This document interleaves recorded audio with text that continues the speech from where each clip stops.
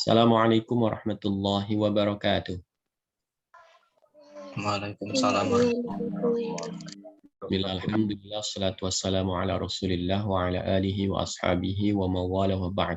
Apa kabar semuanya? Semuanya sehat? Alhamdulillah.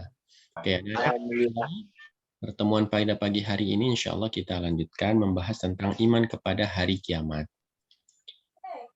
Pada pertemuan pertama kita sudah membahas tentang iman, kemudian tentang tanda-tanda hari kiamat. Pada pertemuan kedua ini, insya Allah kita akan membahas tentang tahapan kehidupan manusia. Bapak akan bagikan slide di sini. Ya, kelihatan? Kelihatan. Oke, anak-anak. Ini adalah tahapan kehidupan manusia. Ya. Tahapan kehidupan manusia, anak-anak, dimulai. Ya, yang pertama adalah alam roh atau alam arwah atau alam ruh. Nah, pada awalnya anak-anak manusia itu berada di alam ruh. Jadi, sebelum manusia itu diturunkan oleh Allah Subhanahu wa taala atau ditetapkan untuk berada di atas muka bumi, mereka berada di alam ruh. Alam ruh itu seperti apa? Wallahu a'lam. Nggak ada yang tahu. Ya. Karena ruh sendiri juga termasuk rahasia Allah Subhanahu wa taala. Di dalam Al-Qur'an disebutkan, ya, ketika orang-orang bertanya tentang ruh, ya, kepada Nabi Muhammad Shallallahu Alaihi Wasallam, "Yas'alunaka 'anir ruh." Kemudian dijawab oleh Allah Subhanahu Wa Taala, katakan Muhammad, ruh itu urusan Allah Subhanahu Wa Taala. Kita tidak diberitahu kecuali hanya sedikit tentang ruh ini. Termasuk alam ruh. Alam ruh itu seperti apa? Wallahu a'lam. Intinya tahapan kehidupan manusia yang pertama adalah alam ruh. Oke, sebelum kita lanjutkan, tolong mic-nya yang nyala itu dimatikan ya. Nah, ini ya yang pertama adalah alam ruh. Kemudian anak-anak setelah manusia ini melewati atau berada di alam ruh, maka dia akan melewati tahapan berikutnya. Allah Subhanahu wa taala kemudian meletakkannya di alam rahim. Jadi di alam ruh, kemudian Allah tetapkan di alam rahim. Alam rahim itu seperti apa? Sama. Alam rahim ini juga tidak ada yang tahu. Ya. Hanya Allah Subhanahu wa taala yang tahu. Rahim itu di mana sih? Rahim itu ya di perut ibu ya. Kalau secara fisik, fisiknya ya rahim itu, rahim ibu kita ya. Rahim ibu saya, ibu kalian semua itu rahimnya. Kalau alamnya sendiri bukan di perut itu, bukan. Alam rahim ya. Nah, kalau tempat ruhnya sendiri, apakah di dalam rahim? Ya, wallahu a'lam. Intinya adalah tahapannya setelah alam ruh, ya manusia dimasukkan ke dalam alam yang namanya alam rahim. Secara fisik, ya alam rahim itu di perut ibu kita masing-masing. Tapi secara hakikatnya hanya Allah Subhanahu wa taala yang tahu seperti apa. Nah, itu sengaja penjelasannya Bapak kosongkan supaya nanti kalian bisa mencarinya lebih dalam tugas luring. Ya. Kemudian setelah melewati alam ruh, nah berikutnya adalah manusia masuk ke alam berikutnya, yakni alam dunia. Ya. Nah, sekarang kita berada di alam dunia. Alam dunia seperti apa, Pak? Seperti yang kita jalani saat ini. Alam yang sangat fana, alam yang memberikan harapan, alam yang juga menghadirkan kekecewaan, alam yang juga menghadirkan keputusasaan, alam yang juga menawarkan kebahagiaan, gitu ya. Alam yang juga menawarkan upaya untuk meraih kebahagiaan sejati di akhirat. Ini alam dunia. Ada warna hijau, ada warna merah, ada warna hitam, ada tanah, ada pohon, ada binatang, ada makhluk lain selain kita. Inilah alam dunia. Alam dunia ini disebut sebagai alam ujian. Bila kita melaksanakan semua perintah Allah di atas alam dunia ini, maka kita akan lulus. Bila kita tidak melaksanakan secara penuh, ya mungkin nilainya ada yang 80, ya. Ada yang di bawah 80, ya. Bahkan ada yang mungkin 0, yang tidak melaksanakan sama sekali. Kalau yang setengah melaksanakan, ya, setengah tidak, itu ya nilainya mungkin 50. Ya. Nah, seperti itu. Itulah alam dunia. Dan perlu kita ingat bahwa semua alam yang tadi, ya mulai dari alam ruh, ya kemudian alam rahim, ya kemudian alam dunia, ini semua sementara. Kenapa? Karena sebenarnya kita akan terus berjalan, kita akan terus melaju ke alam berikutnya sampai kemudian hari kiamat nanti. Ya. Nah, tahapan-tahapannya seperti tadi ya, alam ruh dulu, alam rahim, kemudian alam dunia. Nah, kehidupan manusia di alam dunia ini pun beda-beda. Ada yang lama, ada yang sebentar, ada yang sedang, ada yang lama sekali. Usianya beda-beda. Ada yang baru lahir meninggal, ya. Ada yang usia 30, ada yang usia 70, ya. Bahkan misalnya kalau kita lihat ya, usia Nabi Adam misalnya, sampai 1000 tahun ya kata sebuah keterangan. Nabi Nuh misalnya, 900 tahun itu dakwanya saja, usianya panjang sekali. Nah, setiap orang itu kemudian memiliki jatah yang berbeda-beda sesuai dengan kehendak Allah Subhanahu wa taala. Itulah alam dunia. Nah, paling penting kita pahami alam dunia ini adalah alam ujian. Itu ya. Itu paling penting. Yang berikutnya ya, adalah yang berikutnya alam sakaratul maut. Ya. Sebenarnya alam sakaratul maut ini bisa juga kita skip ya. Artinya bukan menjadi alam tersendiri. Karena sebenarnya dia bukan alam. Dia adalah saat-saat di mana manusia mengalami perpindahan dari satu alam ke alam yang lain. Makanya kita skip aja ya. Nah, yang kelima adalah alam barzakh atau alam kubur. Barzakh itu artinya tabir yang sangat tipis gitu ya. Atau alam kubur. Jadi setelah manusia mengalami proses peralihan, ya ini melalui sakaratul maut, maka manusia akan masuk ke dalam alam berikutnya, yakni alam kubur, alam barzakh. Pak, apa benar alam kubur itu ada? Pak, apa benar alam barzakh itu ada? Kalau sebagai orang yang beriman, kita mengimani alam kubur itu ada. Alam barzakh itu ada. Untuk membuktikan secara ilmiah, maka anak-anak ini sesuatu yang memang nggak masuk dalam apa istilahnya ya, ukurannya nggak pas begitu ya. Ilmiah itu kan sangat-sangat duniawi, sangat fisik begitu ya. Kemudian dipakai mengukur alam yang bukan fisik, maka nggak nyambung. Jadi kalau kita mengukur sesuatu itu harus dengan ukuran yang pas. Gitu ya. Karena alam barzah itu bukan alam fisik, ya, ini alam gaib, maka ukurannya jangan pakai ukuran fisik. Ilmiah itu kan fisik.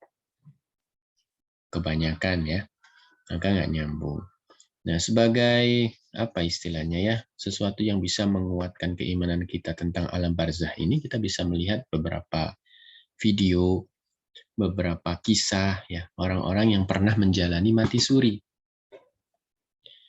Orang yang pernah menjalani mati suri ini ibaratnya apa istilahnya? Orang yang sudah hampir sampai di alam barzah begitu ya. Tapi dengan izin Allah balik lagi ke alam dunia.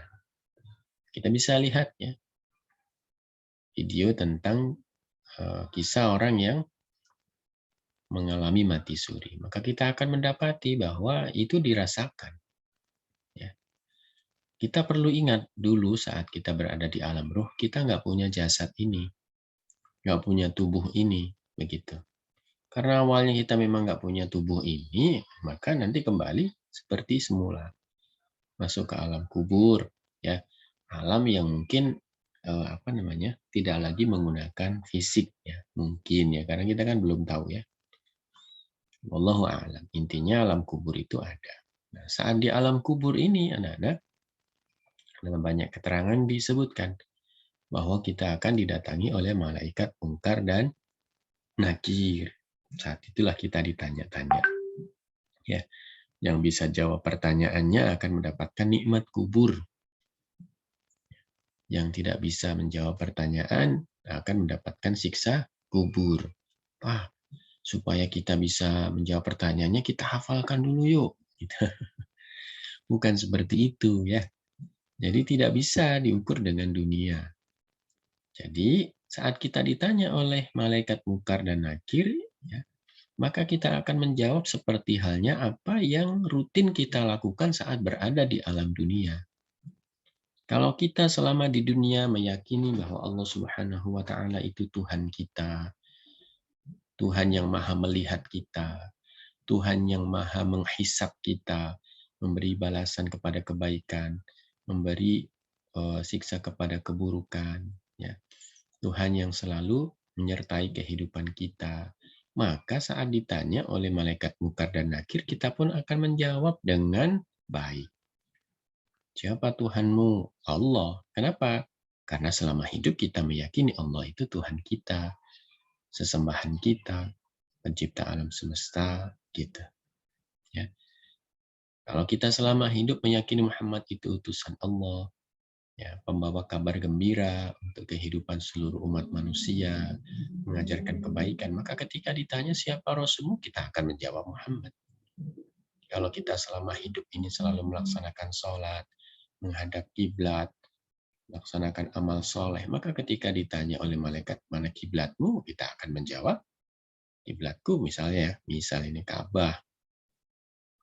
Tanya apa agamamu? Agama Islam. Itu semua ya, jawaban-jawaban yang keluar dari kita itu adalah apa yang biasa kita lakukan ketika kita berada di alam dunia. Jadi nggak bisa diapalin seperti hanya ujian.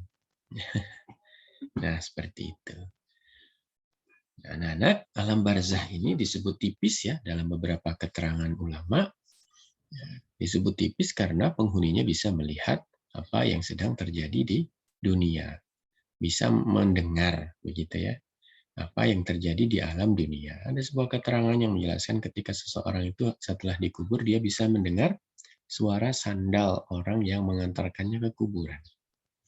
Wallahu alam, entah betul atau tidak ya riwayat tersebut sahih atau tidak, nanti kalian cari ya sebagai tugas luring. Nah, anak-anak, itulah alam barzah. Alam barzah berapa lama? Sampai alam yang ke-5 atau yang ke-6, yakni alam kiamat ya, atau hari kiamat. Berapa lama? Ya, kalau dihitung dengan waktu dunia lama. Tapi lama dan sebentar itu kan relatif. Coba kalian lihat kehidupan semut atau apa misalnya laron ya. Laron itu hidupnya mungkin hanya semalam. Menurut kita sebentar. Tapi menurut laron itu lama sekali.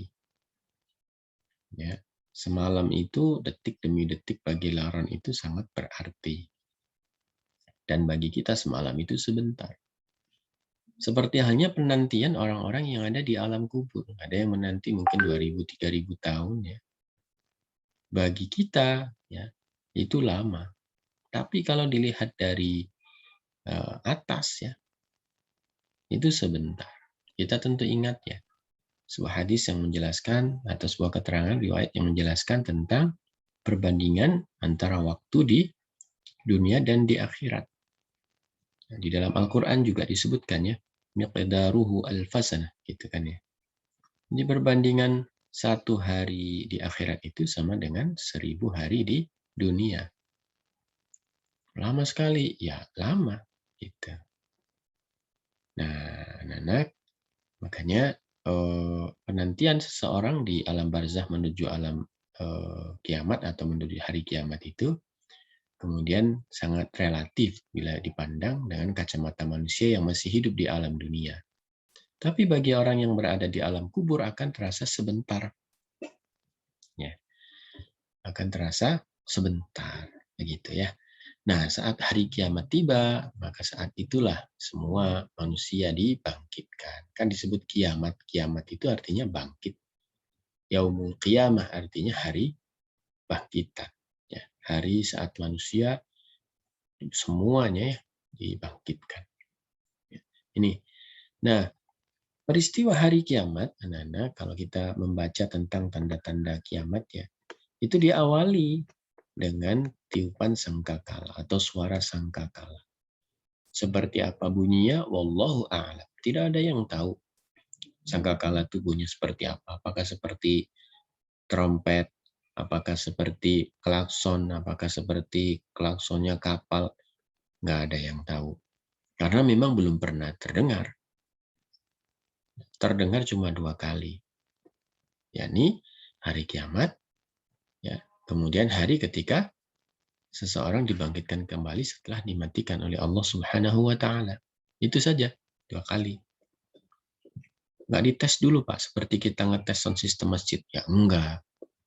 Kalau kita ngetes sound system masjid kan tes 1 2 1 2 gitu ya. Kan nggak mungkin tet tet tet 1 2 tet tet. Dikira hari kiamat.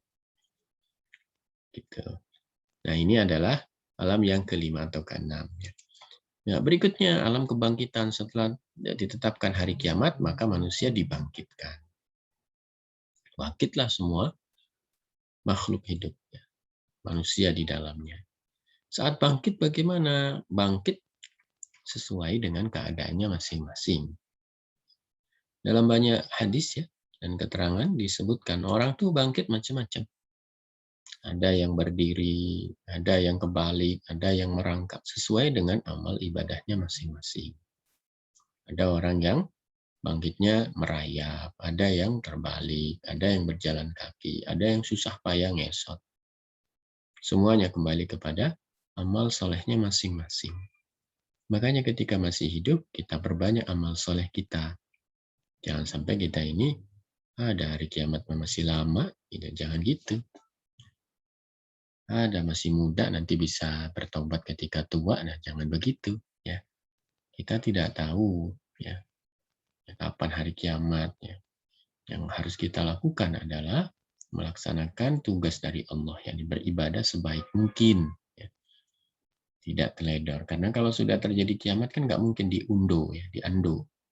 Kontrol Z, nggak jadi kiamatnya, gitu kan nggak mungkin. Itu mustahil. Nah, berikutnya adalah alam mahsyar. Setelah semua orang dibangkitkan, ya, maka kemudian semuanya digiring ke alam mahsyar atau padang mahsyar. Pada mahsyar itu seperti apa? Wallahu a'lam. Ya, pastinya seperti apa tidak ada yang tahu. Cuman dalam banyak keterangan di sana semua manusia akan dikumpulkan, mulai dari Nabi Adam sampai bayi terakhir yang lahir dikumpulkan. Berarti luas dong, Pak. Iya. Seluas apa? Wallahu a'lam. Sekarang saja jumlah manusia di atas muka bumi ini hampir 7 miliar sekarang ya. Gitu. Kalau misalnya diundur ke belakang, nggak tahu berapa jumlah manusia itu. Banyak sekali. Sampai hari kiamat nanti nggak tahu. Kan setiap hari manusia ini beranak. Banyakan yang beranak daripada yang apa? Yang menuju tua. Ya. Makanya anak-anak padang mahsyar ini sangat luas. Allah Subhanahu wa taala nanti yang mengumpulkan semua manusia di padang mahsyar. Kumpul semua. Saat kumpul ini tadi seperti Bapak sampaikan macam-macam. Ada orang yang kepanasan, ya, karena di padang mahsyar nanti ya, tidak ada apa istilahnya naungan selain naungan dari Allah. Kan disebutkan dalam hadis itu ya.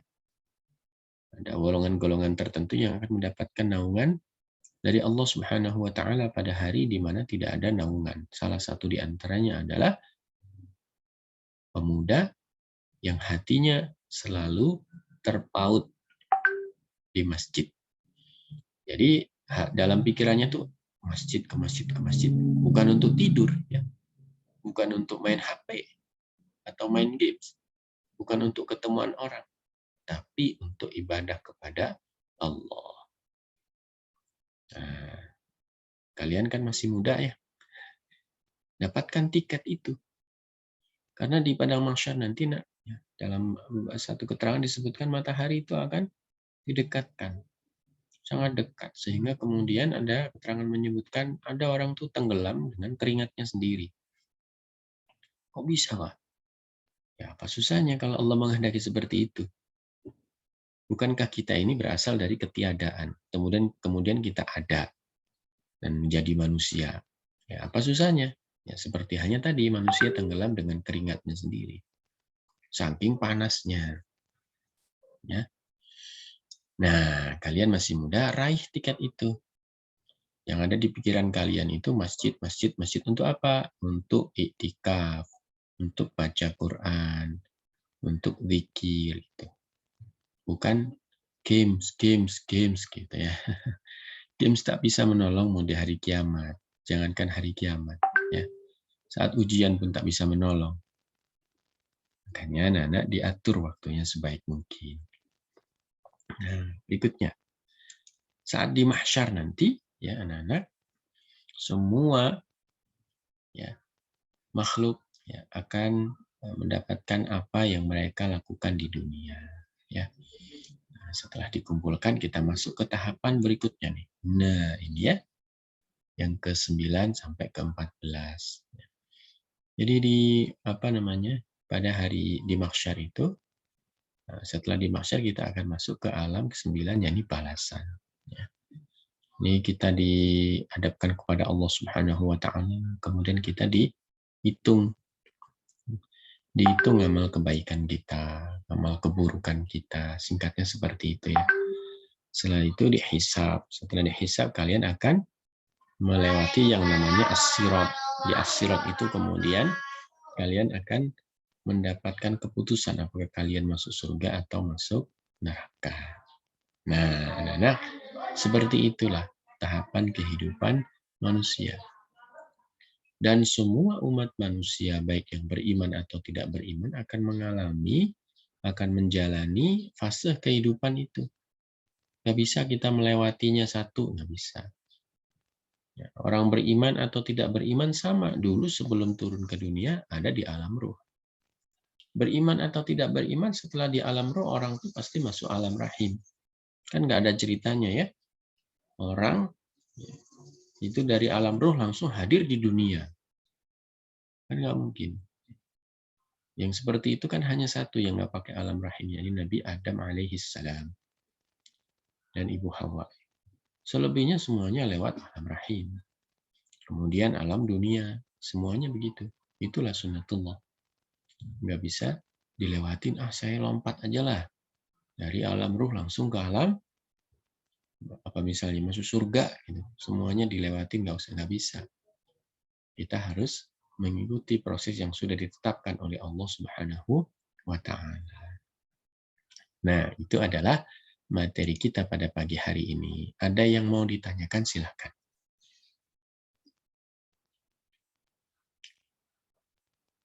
Ada? Oke, kalau tidak ada berarti alhamdulillah sudah paham semua ya untuk materinya. Terima kasih. Ini langsung Bapak keluarkan yang nggak buka video ya.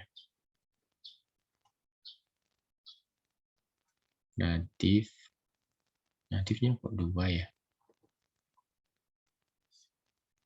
Nah, anak-anak, itulah tahapan kehidupan manusia.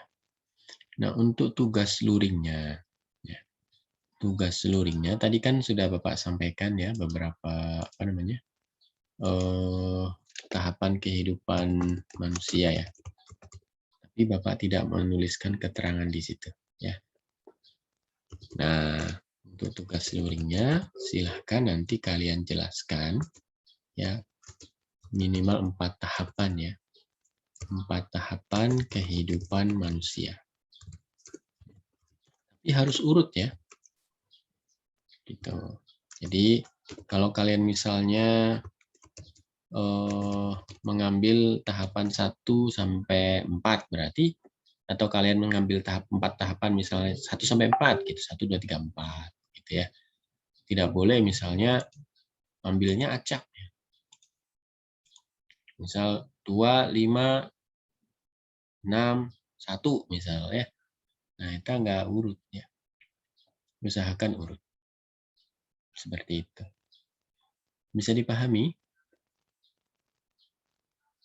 Bisa? Oke, terima kasih. Bila sudah bisa dipahami, Bapak pikir cukup sekian. Ya. Mohon maaf apabila ada kekurangan. Assalamualaikum warahmatullahi wabarakatuh. Waalaikumsalam. warahmatullahi wabarakatuh. Tutup dengan hamdalah dan doa kafaratul majelis. Alhamdulillahirabbil alamin. Subhanakallahumma wa bihamdika asyhadu an la ilaha illa anta astaghfiruka wa atubu ilaik.